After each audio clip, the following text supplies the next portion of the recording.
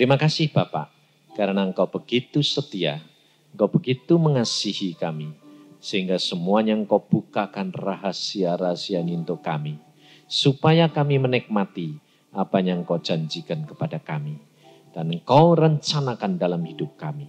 Dalam Tuhan Yesus kami mengucap syukur. Mari Tuhan Roh Kudus berkarya dalam kami. Haleluya. Amin. Saudara-saudara yang kasih dalam Tuhan, kita kerap kali mengikut Tuhan. Ini kerap kali banyak anak-anak Tuhan yang gampang kecewa. Karena apa saudara? Karena kita tidak menyelidiki akan firman Tuhan setiap hari. Dan apabila sesuatu kejadian itu tidak sesuai dengan kehendak hati kita, kita sudah belum sudah mulai menilai dan kita lupa bahwa semuanya itu sudah tercantum di dalam Alkitab. Maka dari itu pada sore hari ini coba kita renungkan, kita perhatikan apa yang Tuhan pesankan kepada kita, mengapa semuanya ini dicatat di dalam perjanjian ini untuk supaya saudara dan saya menikmati. Di dalam Yesaya pasal yang ke-36, ayat yang pertama, kita akan pelajari apa yang terjadi dengan peristiwa-peristiwa yang menimpa kepada Raja Hizkia. Dan setelah itu kita perhatikan dengan keadaan kita, saudara. Yesaya pasal 36 ayat yang pertama. Maka dalam tahun ke-14 zaman Raja Hizkia, majulah Sanherib Raja Asyur, menyerang segala kota berkubu negeri Yehuda, lalu merebutnya. Nah, di sini di dalam ayat pertama dikatakan, setelah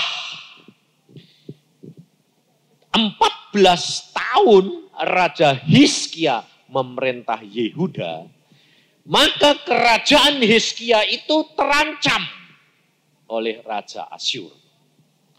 Lalu kota-kota berkubu di sekitar Yerusalem direbut. Kira-kira kalau direbut itu, Raja Hizkia ini kehilangan apa, saudara? Kota-kota berkubu direbut. Kira-kira kehilangan manusia enggak? Rakyatnya hilang enggak? Mati enggak? Lalu kehilangan harta benda enggak? Lalu kehilangan kekuasaan, hilang enggak?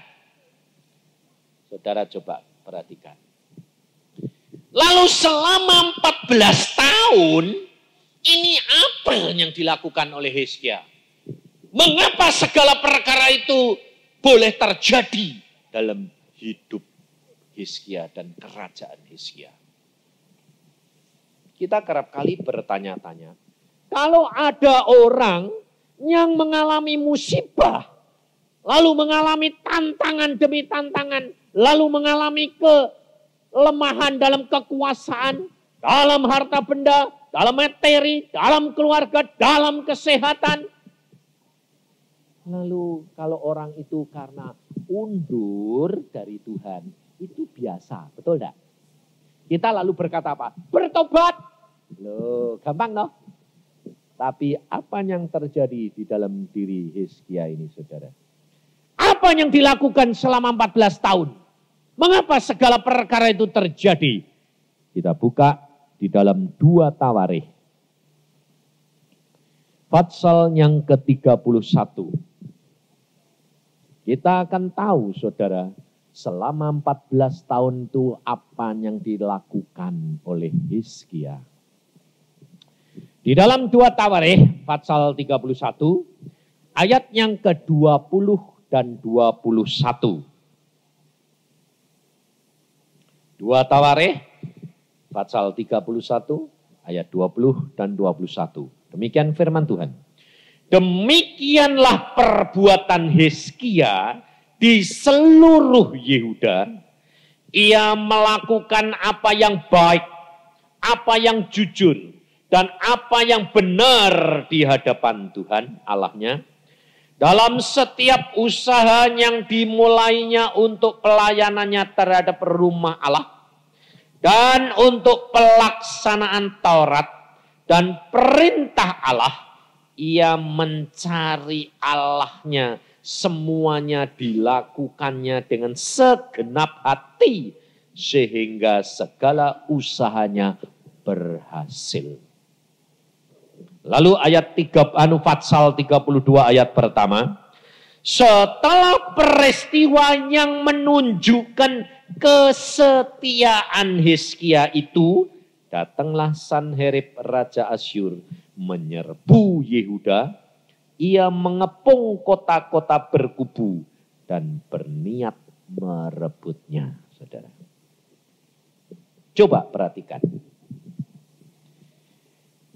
Peristiwa yang terjadi menimpa kepada Hizkia itu setelah menunjukkan kesetiaan Hizkia selama berapa? 14 tahun. Kira-kira kalau saudara baru setia 1-2 tahun, 3 tahun, setia baca Alkitab, setia bangun pagi, setia berdoa, lalu tertimpa masalah, saudara bilang apa? Loh Tuhan, aku kurang apa? Betul enggak? Baru 2-3 tahun sudah bilang apa? Mengapa? Kurang apa? Katanya kalau setia, kalau taat, diberkati. Tapi kok? Kira-kira kalau saudara dibanding sama Hizkia, baru ada apanya? Seperberapanya, saudara? Ini loh, saudara. Makanya kalau saudara saya suruh baca Alkitab dari permulaan sampai akhir, perlunya itu apa? Supaya saudara dan saya itu setia sampai mati. Sebab Tuhan Yesus sudah memberi contoh bahwa kita harus setia sampai akhirnya. Tapi kita kerap kali baru 2-3 tahun, baru sudah loyo lagi. Bangun sebentar, peot lagi. Kenapa saudara? Karena kurang merenungkan firman Tuhan. Kurang setia. Kita lihat, mengapa Tuhan Hizkia demikian setia. Demikian melayani engkau. Sampai segala usahanya berhasil. Tapi mengapa semuanya itu harus terjadi? Dan kalau saudara nanti belajarin, saudara akan tahu. Maka kalau engkau dan saya sampai bisa setia bertahun-tahun, itu hanya karena anugerah Allah. Hanya karena anugerah Allah. Saya kalau membaca, dibukakan Alkitab, dibukakan firman, saya tambah lama tambah merasa, Tuhan aku ini tidak ada apa-apanya. Kecil tidak berarti kalau semuanya ini terjadi karena anugerah. Kalau saya bisa tiap pagi tetap bangun selama 30 tahun. Kalau membaca Alkitab selama umur 12 sampai 57 berapa? 45 tahun. Setiap hari tetap membaca minimal 5 fatsal. Itu satu anugerah. Sebab apa saudara? Sebab ternyata ini membawa perubahan yang luar biasa di dalam hidup saya. Tidak terasa dibentuk. Dan menjadi menyenangkan hatinya Tuhan. Ini loh saudara. Karena firman Tuhan mengajar kepada kita. Coba di dalam ayat yang ke-21 dikatakan. Dalam setiap usaha yang dimulai untuk pelayanannya terhadap rumah Allah dan untuk pelaksanaan Taurat dan perintah Allah, ia mencari Allahnya. Semuanya dilakukan dengan segenap hati sehingga segala usahanya berhasil. Kalau saudara dan saya melakukan apa yang seperti dilakukan oleh Hizkia, Alkitab menjamin usahamu pasti berhasil. Tetapi jikalau Allah membiarkan kota-kota berkubu Yerusalem mulai digerogoti, mulai dirampas, mulai diambil, mulai diperkecil kekuasaanmu, mulai diperkecil materi harta bendamu, kesehatanmu. Perhatikan, jangan goyah, jangan bimbang, jangan ragu. Allah punya rencana yang luar biasa. Apa yang dilakukan Hizkia? Tinggal saudara dan saya lakukan karena apa? Sudah diberikan contoh. Pada waktu Hizkia mengalami perebutan, lalu direbut kubu-kubunya, kekuasaannya, harta bendanya, pengikutnya menjadi lebih kecil. Apa yang dilakukan?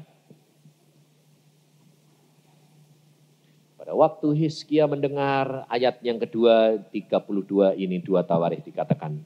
Ketika Hizkia mengetahui bahwa Sanherib datang hendak memerangi Yerusalem. Ia berunding dengan para panglima dan pahlawannya untuk menutup segala mata air yang terdapat di luar kota dan mereka itu bersedia membantunya. Mereka usaha menutup semua saluran air supaya jangan sampai Raja Asyur itu mendapatkan minum yang enak gratisan. Mereka juga berjuang untuk mempertahankan Yerusalem. Jadi saudara, tidak salah kalau saudara itu berjuang untuk mempertahankan daerahmu yang tinggal cuma sedikit itu. Tetapi apa yang Tuhan kehendaki? Kalau engkau diejek, kalau Raja Asyur itu mengirim utusan, lalu dia memaki-maki. Coba kita lihat di dalam Yesaya pasal yang ke-37.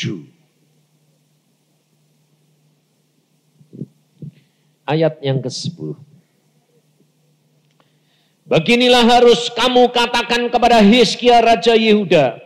Janganlah Allahmu yang kau percaya itu memperdayakan engkau dengan menjanjikan Yerusalem tidak akan diserahkan ke tangan Raja Asyur. Sesungguhnya engkau ini telah mendengar tentang yang dilakukan Raja-Raja Asyur kepada segala negeri yaitu bahwa mereka telah menumpasnya. Masakan engkau ini akan dilepaskan? Bayangin saudara. Hizkia mengalami ejekan. Sampai akhirnya Allahnya diejek juga. Sebab saudara kerap kali bilang apa? Tuhan, kalau aku ngalami kayak begini, aku kan tidak bisa jadi saksi Tuhan. Aku mau nyaksiin supaya saudaraku itu bertobat. Bahwa aku ini percaya engkau berkati. Loh kok malah bang? Kerut. Tuhan ini bagaimana? Loh saudara sudah komplain enggak? Saudara sudah ngerutu enggak? Saudara mau bela Tuhan enggak? Itu. Saudara perhatikan ayat Alkitab. Kalau engkau saja yang dihina, kamu harus apa yang dilakukan? Belajar dari Hizkia. Di dalam Yesaya 36 ayat yang ke-20 dan 21. Siapakah di antara semua Allah negeri-negeri ini yang telah melepaskan negeri mereka dari tanganku? Sehingga Tuhan sanggup melepaskan Yerusalem dari tanganku. Tetapi orang berdiam diri dan tidak menjawab dia sepatah kata pun. Sebab ada perintah raja bunyinya, jangan kamu menjawab dia. Ini loh Tuhan, saudara, rahasianya. Kalau engkau sedang mengalami segala musibah itu, segala pencobaan itu, engkau periksa diri. Kalau engkau sudah periksa diri dan dirimu terdapat benar, tidak berdosa, dan tetap setia, berdoa tetap, jamnya tetap, waktunya tetap, tidak tambah kurang, baca Alkitab tetap bahkan bertambah, tapi musibah kok ya datang, diam diri. Jangan bela diri. Ini kesalahan orang Kristen. Belum apa-apa sudah bela diri lagi. Hizkia berdiam diri. Dia perintahkan semua rakyatnya, semua menterinya. Diam, terima saja. Setelah dia diam, apa yang dilakukan? Lalu utusan Raja Asyur itu ngirim surat. Sebabnya apa? Diomongi, teriak, tidak ada yang jawab. Pikirnya, tidak ada yang menyampaikan kepada Raja Hizkia. Sekarang tulis surat mereka. Nah, lalu dikirimkan. Dan surat itu diterima oleh Hizkia. Apakah Hizkia jawab? Tidak. Apa yang dilakukan oleh Hizkia? Di dalam Yesaya 37. Ayat yang ke-14. Hizkia menerima surat itu dari tangan para utusan, lalu membacanya. Kemudian pergilah ia ke rumah Tuhan dan membentangkan surat itu di hadapan Tuhan. Kalau saudara dan saya mempelajari akan firman Tuhan, sebetulnya saudara dan saya itu tinggal apa? Tinggal niru, lakukan, selesai. Kan enak toh? Daripada kamu yang pertama ngalami atau enak yang nyontoh. Anak-anak ini seneng gampang yang nyontek atau gampang yang mulai? Gampang yang nyontek toh? Nah ya, lah kamu ini dikasih sontekan udah mau tuh loh, heran. Wong waktu kecil ya kepengennya nyontek, cari sontekan. Lah ini dikasih sontekan kok malah enggak mau. Ini kan aneh toh. Memang manusia-manusia anak-anak Tuhan itu aneh-aneh toh. Diberikan jalan, berikan sudah contoh-contoh, lu tinggal jalani saja kok enggak mau. Loh. Saudara belum pernah toh? Lalu ngalami tantangan, belum pernah toh gini. Tuhan baca, belum pernah toh. Belum pernah. Kenapa? Saudara itu membatasi kuasa Allah. Karena apa? Saudara merasa lebih tahu. Wong Alkitab gampang. Hizkia bilang apa? Terima surat. Dibentangkan, dibawa. Tidak usah dibantah, dijawab, dibawa ke bait Allah. Dibentangkan di hadapan Allah. Lalu dia berkata, Tuhan, lihatlah. Lihat, bacaan. Enak toh? Adik kowe diutang akeh. Lah kok ora ngene. Tuhan baca.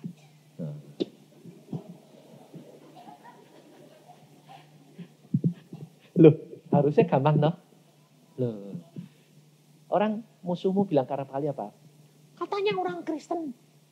Lah kok utangnya akeh? Kalau utang orang ada bayar. Loh ya dah. Lalu diturusi surat, dimaki-maki, lalu dibawa-bawa Tuhan. Lah kok gampang toh? Tuhan baca ini. Nah, gitu. Tidak berani toh kamu. Kenapa? Kowe sing dosa. Kalau kamu benar, berani enggak? Berani. Karena kamu dosa, kamu yang salah, jadi enggak berani. Karena apa? Malah dihukum Tuhan. Waktu saya, saudara, saya ngalami dan saya katakan, saya berani. Tuhan, katakan. Gitu. Jadi kalau saya dimaki-maki orang, gampang. Karena apa? Saya periksa, aku enggak salah toh Tuhan. Enggak salah. Ini wis bacaan saya ini loh dimaki-maki.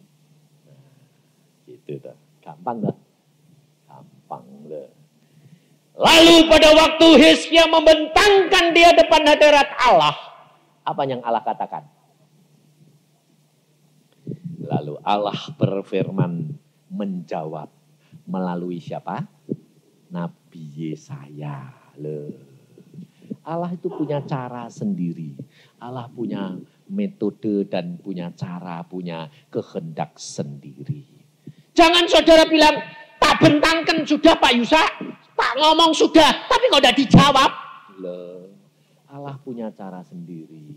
Tunggu waktunya, tapi kamu ndak sabar. Belum mana Tuhan? Ngomel. Oh, Tuhan tuh lebih tahu, tepat. Timingnya tepat. Tidak pernah terlambat. Kalau kamu umpamanya seperti tadi dikatakan oleh seorang anak hamba Tuhan, dia berkata, Tuhan, aku sudah mengajukan lamaran. Ini sudah. Biasanya seminggu dijawab Tuhan. Ini kok sudah bulan-bulanan tidak dijawab? Lalu nangis, Tuhan, kau ini bagaimana tidak kuat. Tuhan jawabnya apa? Justru aku sayang nak. Karena apa? Karena kamu tidak tahu apa yang aku mau lakukan. Apa bukti nih? Besok baca koran. Nah, koran keluar jebret. Untung kontrake lamarannya belum diterima. Kalau diterima bangkrut. Karena barang naik semuanya. Setelah diterima, waduh, justru kasih Tuhan. Untung belum diteken. Jadi kalau diundur-undur sama Tuhan sebabnya apa? Tuhan tahu bahwa bakal terjadi sesuatu. Kira-kira kalau saudara sudah bakal tahu gitu, kepengen diundur atau kepengen cepat-cepat dikasih supaya kamu bangkrut. Nah, kira-kira kalau Tuhan tidak sabar pikir ini anakku teriak-teriak terus minta sekarang, tak kasih sekarang biar bangkrut. Kalau Tuhan tidak sabar, tidak rela engkau maki-maki, engkau gerutu, engkau ngomel, kamu bakal bangkrut, saudara tahu. Tapi kalau engkau mengenal akan Allahmu, engkau akan mengucap syukur. Tidak ada yang kebetulan. Makanya kerap kali saya katakan saudara apa? Nekat bersetia sampai pada akhirnya. Ada seorang insinyur, dia datang kepada saya. Dia begini, Pak, saya ini sudah tidak kerja Pak. Kenapa? Saya jadi sales, jual beli mobil. Tapi kenyataan Pak, wah saya mengalami tidak sejahtera. Kenapa saya bilang kamu tidak sejahtera? Wah Pak, saya selalu komisinya bukan baik tapi korupsi.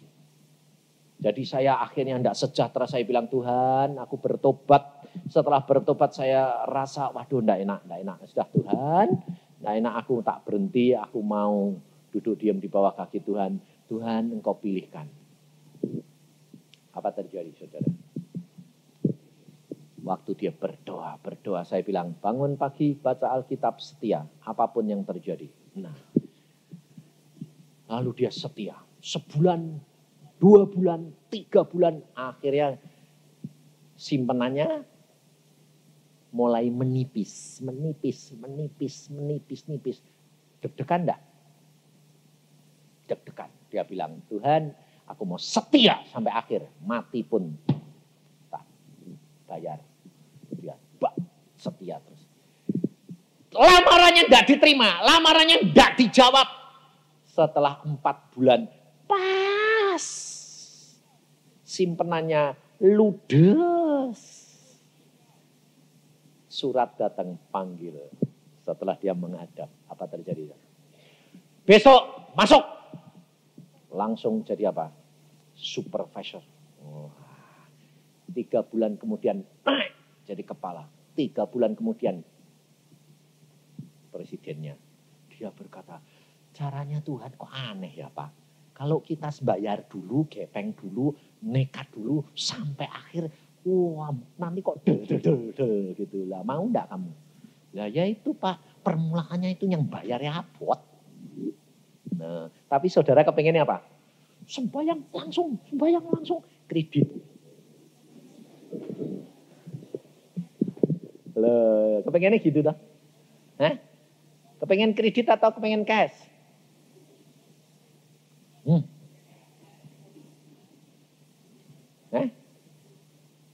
Kepengennya cash toh? Tapi gak murah? Kredit. Karena apa? Nggak terasa Pak, sambil kerja. Bayari, padahal rentennya banyak. Saudara tahu? Ini orang Surabaya, seorang insinyur juga. Pada waktu di sini dia bertobat. Dia bertobatnya itu pada waktu saya khotbah, lalu dia bertobat. Lalu dia berkata apa? Pak, saya ini sudah 5 tahun Pak. Kerja jadi direktur tapi jongos terus. Orang Surabaya itu. Loh, direktur kok jongos pita? Iya, nama saya direktur. Tapi tugas saya cuma ngambil mobil BBM untuk bosnya. Lalu tidak ada kerjaan ya Pak. Loh lah terus kamu kerjain apa? Tidak tahu. Oh namanya bos tapi ya tidak dikasih kerjaan tuh. Gajinya ya dari tahun ke tahun ya tidak naik terus. Jadi 5 tahun tuh gajinya itu 400 terus. Yang namanya direktur. Terus dia bilang, terus bagaimana ya Pak? Saya kok kepengen pindah. Berdoa. Jangan cepat-cepat.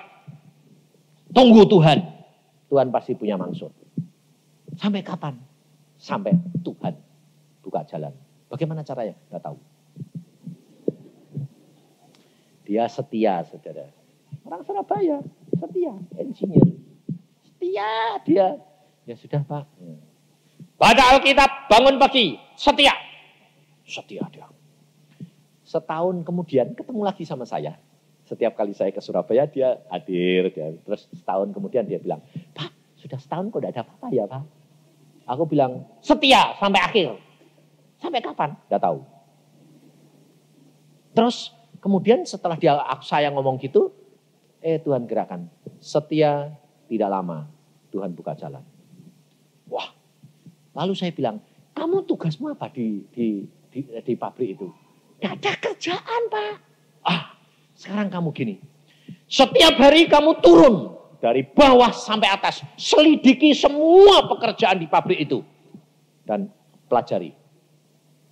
Lalu dia bilang, oh ya mungkin maksudnya Tuhan gitu ya Pak. Oh ya, sudah saya lakukan. Lalu dia mulai turun sampai ke bawah karena dia namanya direktur, kan masuk ke gudang kemana-mana boleh toh? Boleh, rahasia perusahaan semua dipelajari sama dia. Habis itu setahun kemudian saudara tahu apa terjadi? Tuhan buka jalan. Loh, orang punya pabrik di Jakarta yang cari direktur. Loh, kok bisa orang ini yang dicari?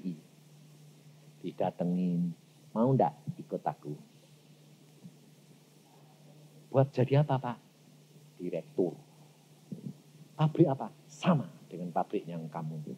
Kamu katanya di sini tidak ada kerjaan toh? Kok bisa tahu? Memang tidak punya Pak, turut aku. Langsung jadi direktur, lola itu. Saudara tahu apa terjadi? Berapa Pak digaji? 1,5 juta.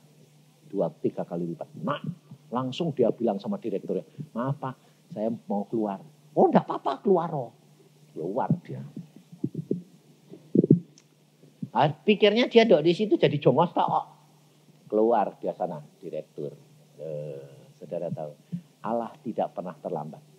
Karena dia punya rencana untuk apa? Untuk mengangkat engkau kembali. Sekarang saudara tahu dia gajinya berapa? 5 juta. Dalam waktu setahun naik 2 kali. Setahun lagi 3 kali. Sekarang dia 5 juta. Dia bilang, Tuhan tuh kok aneh ya Pak? Iya, itu Tuhan. Kalau kamu setia, kamu tidak pernah ditinggalkan. Dia memenangkan surat itu. Dan Hizkia mendapat jawaban bukan langsung. Tetapi Tuhan berbicara melalui Nabi Yesaya. Apa yang dijawab oleh Yesaya? Lalu ayat 21. Lalu Yesaya bin Amos menyuruh orang kepada Hizkia mengatakan, Beginilah firman Tuhan Allah Israel. Lalu ini mulai ayat Yesaya 37 ayat 21 sampai dengan ayat yang ke-35 adalah jawaban Tuhan. Tetapi saya akan petik, saudara, di dalam ayat yang ke-30 mulai. Dan inilah yang akan menjadi tanda bagimu, hai Hizkia. Dalam tahun ini orang makan apa yang tumbuh sendiri. Dan dalam tahun yang kedua apa yang tumbuh dari tanaman yang pertama. Tetapi dalam tahun ketiga menaburlah kamu, menuai, membuat kebun anggur dan memakan buahnya. Dan orang-orang yang terluput di antara kaum Yehuda, yaitu orang-orang yang masih tertinggal, akan berakar pula ke bawah dan menghasilkan buah ke atas, sebab dari Yerusalem akan keluar orang-orang yang tertinggal, dan dari Gunung Sion orang-orang yang terluput. Giat cemburu Tuhan semesta alam akan melakukan hal itu. Sebab itu beginilah firman Tuhan mengenai Raja Asyur. Ia tidak akan masuk ke kota ini dan tidak akan menembakkan panah ke sana. Juga ia tidak akan mendatanginya dengan perisai dan tidak akan menimbun tanah menjadi tembok untuk mengepungnya. Melalui jalan dari mana ia datang, ia akan pulang. Tetapi ke kota ini ia tidak akan masuk. Demikianlah firman Tuhan. Dan aku akan memagari kota ini untuk menyelamatkannya. Oleh karena aku dan oleh karena Daud hambaku. Coba saudara. Hizkia menantikan jawaban. Hizkia menantikan tindakan daripada Tuhannya, Allahnya. Dan dia diam. Biarpun kedudukan dia mulai terjepit, tinggal hanya di Yerusalem. Bahkan kalau saudara membaca, Hizkia tidak mempunyai tentara, 2000 saja tidak ada. Sudah habis, tinggal beberapa gelintir. Bayangin saudara. Tapi Hizkia tetap setia. Menantikan pertolongan Tuhan. Dan apa terjadi? Tuhan tidak pernah terlambat. Ayat 36 Allah bertindak. Keluarlah malaikat Tuhan lalu dibunuhnyalah 185.000 orang di dalam perkemahan Asyur. Keesokan harinya pagi-pagi tampaklah semua bangkai orang-orang mati belaka. Coba bayangin saudara. Hizkia tidak usah perang. Hizkia tidak usah repot-repot. Tahu-tahu besok paginya sepi tentaranya. Habis ludes semua bangkai. Dan kira-kira Hizkia menerimanya apa saudara? Jarahan segitu banyaknya menjadi milik dia. Kota-kota berkubunya kembali menjadi milik dia. Bahkan apa terjadi? Tidak cukup hanya itu saudara. Tuhan tidak pernah meninggalkan dia. Kita buka selanjutnya apa di dalam 2 Tawarikh pasal yang ke-32. Setelah apa yang terjadi dengan Hizkia ini, di dalam 2 Tawarikh 32 mulai ayat yang ke-20. Tetapi oleh karena itu Raja Hizkia dan Nabi Yesaya bin Amos berdoa dan berseru kepada surga. Lalu Tuhan mengirim malaikat yang melenyapkan semua pahlawan yang gagah perkasa, pemuka dan panglima yang ada di perkemahan Raja Asyur, sehingga ia kemalu-maluan kembali ke negerinya. Kemudian ia ditewaskan oleh pedang oleh anak-anak kandungnya sendiri ketika ia memasuki rumah Allahnya. Demikianlah Tuhan menyelamatkan Hizkia dan penduduk Yerusalem dari tangan Sanherib Raja Asyur dan dari tangan semua musuhnya. Dan ia mengaruniakan keamanan kepada mereka di segala penjuru. Banyak orang membawa persembahan ke Yerusalem untuk Tuhan. dan barang-barang berharga untuk Hizkia Raja Yehuda itu. Sejak itu ia diagungkan oleh semua bangsa. Bayangin saudara. Jadi kalau saudara dan saya setia, bayangin. Segala perkara itu Allah tidak akan diamkan, dibayar berlipat kali ganda. Kita kerap kali belum sudah ngomel, gerutu, bingung. Loh, padahal Alkitab ngajar kita harus bayar harganya. Lebih mahal, lebih bagus barangnya. Betul enggak? Tapi orang Kristen kepengennya apa? Murah, tapi bagus. Udah mana ada. Murah, bagus, barang curian. Loh betul tak? Kalau murah, bagus, pasti curian. Pak, kalau murah, mesti imitasi. Loh. Tapi orang Kristen sudah kemasukan doktrin dunia. Murah, bagus. Apalagi orang Kristen. Cinta Tuhan berkat melimpah. Jadi gratisan. Itu orang Kristen. Minta maka akan diberi. Jadi gratis toh. Itu lalu orang Kristen jadi peminta-minta. Bukan anak tapi jadi jembel. Pengemis. Di saudara. Dan apa yang Allah lakukan? Kalau saudara menjadi pengikut Allah. Kalau saudara dihina, kalau saudara terancam, lalu nama Allah dibawa-bawa, mengucap syukur. Karena apa? Engkau akan melihat kemuliaan Allah. Allah akan membela namanya. Tapi, ada tapinya loh, jangan amin tok loh. Kamu enggak sah. Nah, kalau kamu salah, kamu yang kena hukum. Tapi orang Kristen bilang, amin. Biarpun salah, aku dibela, kok enak.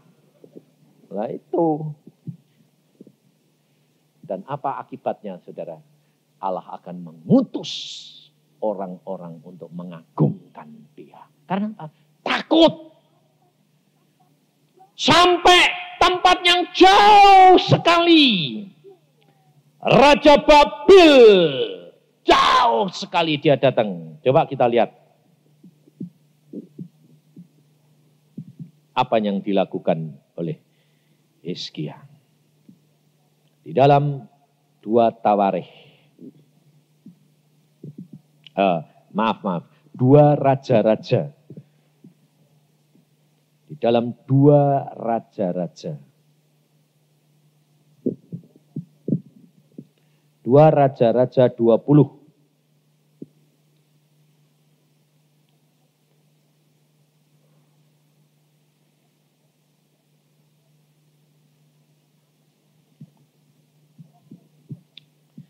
Ayat yang ke-12.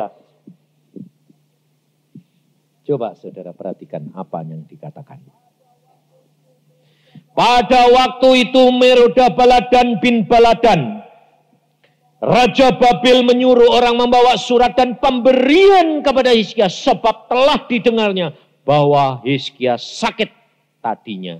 Hizkia bersukacita atas kedatangan mereka, lalu diperlihatkanlah kepada mereka segenap gedung harta bendanya, emas dan perak, rempah-rempah dan minyak yang berharga, gedung persenjataannya dan segala yang dapat dalam perbendaraannya. Tidak ada barang yang tidak diperlihatkan Hizkia kepada mereka di istananya dan di seluruh daerah kekuasaannya.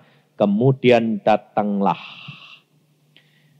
Nabi Yesaya kepada Raja Hizkia dan bertanya kepadanya, apakah yang telah dikatakan orang-orang ini?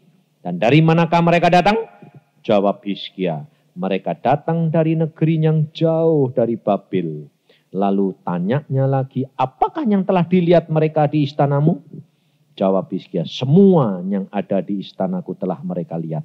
Tidak ada barang yang tidak diperlihatkan kepada mereka di perbendaharaan. Lalu Yesaya berkata kepada Hizkia, dengarkanlah firman Tuhan, sesungguhnya suatu masa akan datang, bahwa segala yang ada dalam istanamu dan yang disimpan oleh nenek moyangmu, sampai hari ini akan diangkut ke Babil. tidak ada barang yang akan ditinggalkan. Demikianlah firman Tuhan. Saudara, kalau engkau sudah diberkati, kalau sampai perbuatan Allah sampai jauh didengar, hati-hati. Saudara boleh melakukan dan berhasil, tapi periksa diri dan jaga diri benar-benar. Kalau engkau melayani Tuhan berhasil, lalu kemuliaan Allah dinyatakan, hati-hati. Jangan berubah sombong. Hizkia pada waktu dilawat oleh utusan dari Babel, dia mendengar kuasa Allah, dia mendengar Raja Asyur dikalahkan. Hizkia menjadi apa? Tinggi hati. Lalu apa? Diperlihatkan kekayaannya. Hati-hati, saudara. Orang lain tidak lihat, tapi Yesus Tuhanmu lihat. Yesaya diutus kepada Hizkia. Apa yang dilihat orang ini? Semua. Yesaya berkata, ada waktunya akan dibawa. Dan itu terjadi. Kenapa? Hizkia tidak bertobat. Pada waktu Hizkia mendengar akan firman Tuhan itu, apa jawab Hizkia? Hizkia ayat 19, Hizkia menjawab Yesaya, sungguh baik firman Tuhan yang engkau ucapkan itu. Tetapi pikirnya, angsal ada damai dan keamanan seumur hidupku. Jelas mengatakan, jelas firman ini membuka rahasia di mana Hizkia ini menjadi sombong dan egois. Dia tidak lagi memperhatikan anak cucunya. Dia tidak lagi perhatikan keturunannya. Yang penting dia berkata, pokoknya selama hidup saya ada damai. Bayangin, saudara. Orang yang sudah setia seperti Hizkia 14 tahun. Orang yang sudah selalu berhasil dengan Allahnya. Lalu diuji Tuhan dengan tentaranya, kubu-kubu pertahanannya direbut. Harta bendanya dihabiskan. Setia. Dan akhirnya diangkat Tuhan tinggi-tinggi. Diagungkan lipat 2 kali. Jatuh, tidak sanggup bertahan, saudara. Akhirnya kutuk Allah datang. Tapi tidak untuk dia, tetapi untuk keturunannya. Dan semua harta benda yang dikumpulkannya hilang lagi. Bayangin, saudara. Di sini Tuhan memberikan contoh kepada saudara dan saya. Bagaimana rapuhnya manusia. Maka dari itu di dalam Amsal Soleman dikatakan, atau di dalam Mazmur itu dikatakan, atau di dalam pengkhotbah, Tuhan jangan beri kepadaku kekayaan yang terlalu banyak, supaya jangan sampai aku sombong. Tapi jangan juga bikin aku terlalu miskin, supaya nanti jangan aku menghujat engkau. Kalau saudara dan saya membaca firman Tuhan, merenungkan siang dan malam, itu yang akan menuntun saudara dan saya menuju kepada kesempurnaan. Sebab apa, saudara? Tuhan itu tahu kemampuan saudara dan saya, itu Tuhan tahu. Kalau kira-kira saudara dikasih ratusan juta, tidak mampu, saudara lebih baik dikasih apa lebih baik tidak?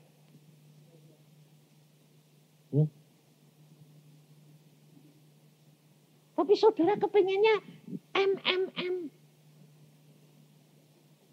ratusan juta saja sudah tidak mampu, kepengennya miliar. Tadi apa? Wong baru puluhan juta saja sudah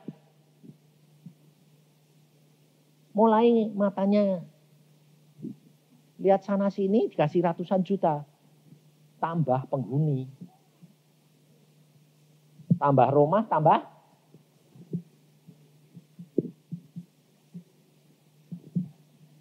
rumah, tambah istri. Loh, dikasih 10-an juta itu pas-pasan. Saya bilang, Tuhan, kok ratusan gitu loh. Tuhan bilang, kamu itu lemah, mau puluhan gini jajah mata nih. Lihat-lihat kalau ada orang jalan yang jendit-jendit gini, oh. Kok minta ratusan? Kalau tak kasih, nanti malah tambah rumah, tambah istri. Dosa lagi. Lah kok minta M? Loh kalau M kan tambahannya di luar negeri, Tuhan. Iya toh? Saudara itu tidak tahu bahwa Tuhan itu sudah mengukur saudara itu kemampuanmu itu berapa. Makanya saya itu mengucap syukur. Kenapa? Kalau butuh banyak dikasih banyak, butuh sedikit dikasih sedikit. Tapi tidak pernah kekurangan. Itu enak. Butuh, Tuhan, aku perlu ini. Ya. Tidak butuh, tidak usah. Tidak pikiran, ada inflasi, ada apa, tidak pikiran. Loh. Betul kan? Nanti dikasih banyak, terlalu sibuk. Tuhan, capek. Kepengennya apa? Kerja sedikit, hasil besar. Sebabnya orang Kristen males. Ini loh saudara. Karena apa? Yang dicari orang Kristen itu berkat terus. Kalau ada orang Kristen kaya bertobat, pasti dirubung hamba Tuhan. Tasnya di meja segini setumpuk terus setiap hari. Telepon berdering terus minta. Bagaimana permohonan saya? Kok tidak dijawab-jawab?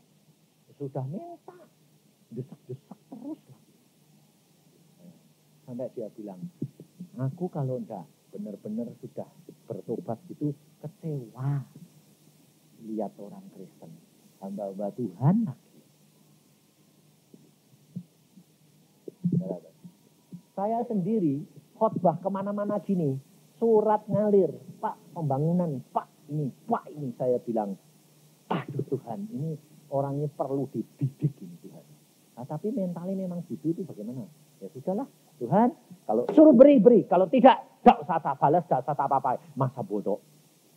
Akhirnya bosan dewek. Ini loh. Kita harus belajar firman Tuhan. Tuhan tidak pernah terlambat asal engkau setia. Lakukan bagianmu. Allah akan melakukan bagiannya. Hizkia tidak perang.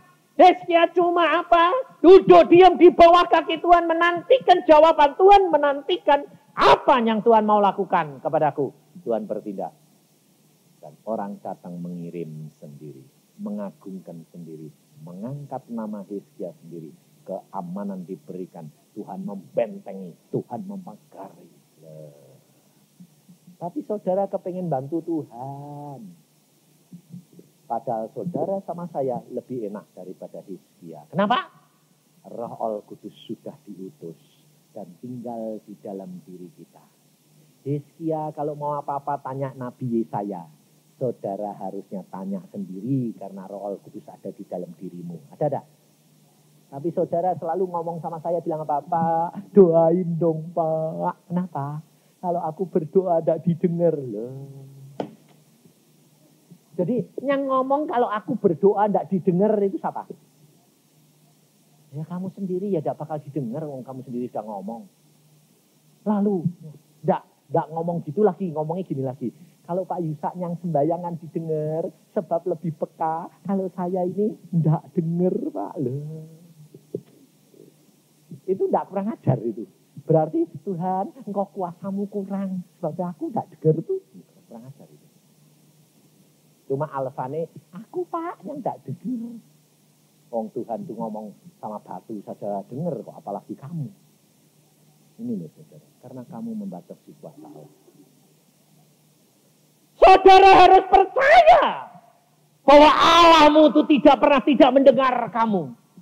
Hanya waktunya belum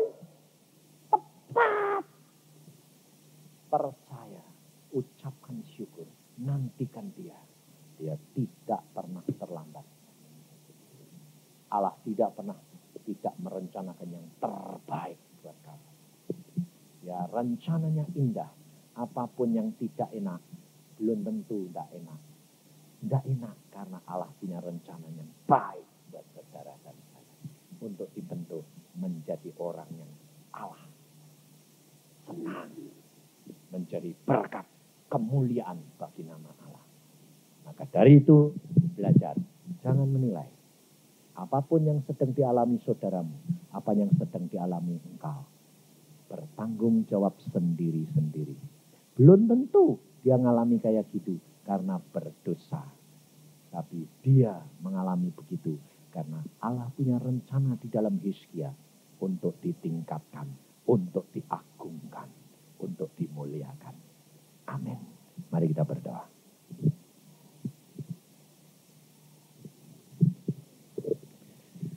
Tuhan, firman-Mu sudah hamba sampaikan. Dan anak-anak-Mu sudah mendengar. Tuhan Yesus, ampuni kami karena kerap kali kami menilai, kami menghakimi. Kami tidak sabar untuk menantikan Tuhan. Ampuni kami, tetapi sekarang kami sudah mendengar bahwa rencana-Mu itu indah bagi kami. Jikalau sementara ini kami terancam kubu-kubu pertahanan kami, harta benda kami, orang-orang kami, kemuliaan kami, kedudukan kami terancam Tuhan. Semuanya orang meninggalkan kami, ketakutan. Kami tahu Engkau akan bertindak untuk kami. Dan kami mau Tuhan menantikan jawaban-Mu dan tindakan-Mu. Supaya kemuliaan-Mu nyata bagi kami. Supaya kami selalu menjaga motivasi kami. Tetap rendah hati. Karena kami tahu Allah senang orang yang rendah hati. Sehingga kemuliaan Allah lebih nyata dalam hidup